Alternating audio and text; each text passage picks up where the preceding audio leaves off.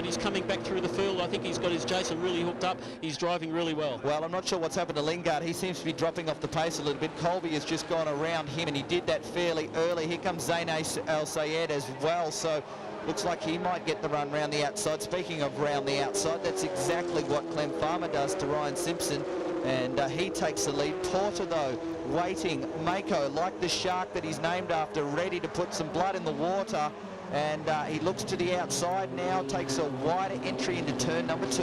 Right, Guy was making some changes to his car, to the setup of his car, Saturday night, Sunday morning, and it doesn't look to be as handling as it was in yesterday's race. Bit of understeer through some of the tighter corners, I noticed. Blake Simpson's back there a little bit further as well. First we've seen of him in this race. He's starting to make a bit of an impact, along with Troy Boldy, probably the man that's put more into Formula V investment-wise than anyone I've heard of for a very long time. Purchased the championship number 2 car from last year, and there's also has another car in the series driven by Gary Joel, but he's actually a little bit further back at the moment, just outside the top 10. Great shot of the RW Polo driven by Mark McHenry there. He was way back on this grid, and he looks to be in about 7th or 8th place. Some pretty good driving from him as well. Now, we haven't seen McHenry for a while. Is that his own chassis design? No, well, it's actually adapted from a car that Peter Verheyen, a very well-known Formula Ford engineer, built for Formula V nearly 10 years ago, and he's adapted it, modernised it, brought it up to the new rules, got a whole new rear suspension,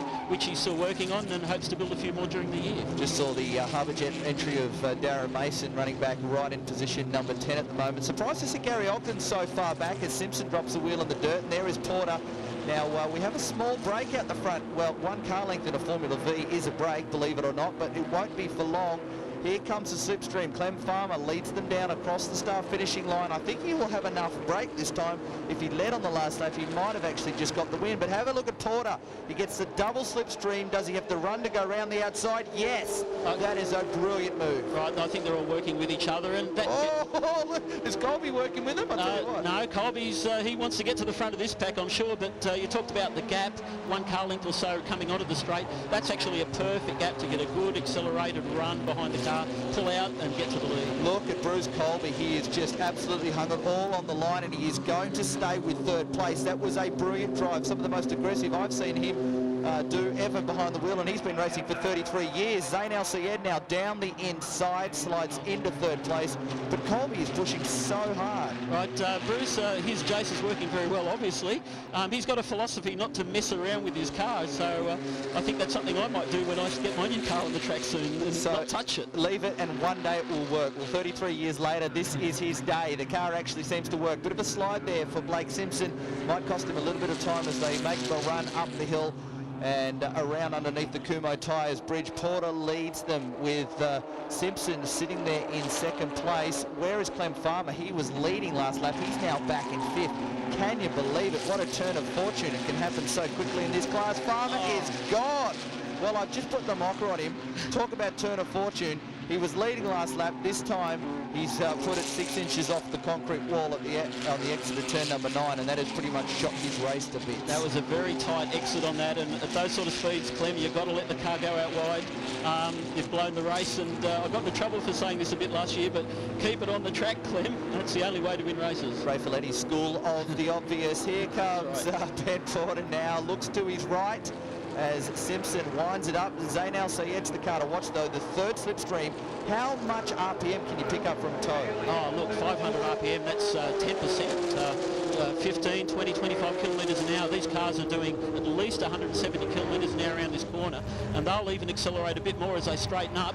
Zayn's done terrifically well to get to the front. He's getting some assistance from a very, very extremely well-known, one of the best Formula E drivers of all time, Jason Cutts, to engineer his car, and it's having an obvious effect. Of course, the Cutts family, synonymous with Formula V racing. Not only have both David and Jason won pretty much more than anyone else in the category, they also build probably the benchmark race car and started the trend with a new look of Formula Vs. That's right. There are a lot of Jaces out there. Oh, look, I just noticed that Zayn Al Sayed, who's in the lead, fantastic for him, his car just slowed down for a second at turn 4 there. I wonder if he's got a problem. Yeah, well, he's still motivating quite well at the moment, hanging on to the lead. They come down through turn 6 and 7 at the moment as they start the run up towards the hill. Where is El Sayed gone? Well, he was leading into the corner, and he's not on the way out, so Obviously some drama for him has seen him go off the racetrack. Here's the replay of Clem Farmer's indiscretion at turn 9, just all by himself, has lost the tail of the car.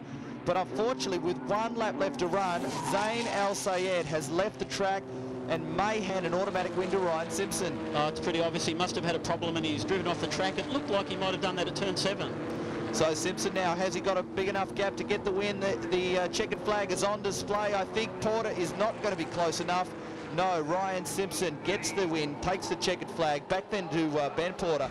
Bruce Colby, big drive for him for third. Back to Boldy, Simpson, McHenry, Guy Lingard and Lee McGarvey. The first of our 1200s is Mitchell Abrahall. That would have to be my best race ever, I would think, to keep up with the 2 young kids. They were punting up really, really well. They just let silly old bugger like me get in behind them, that was all.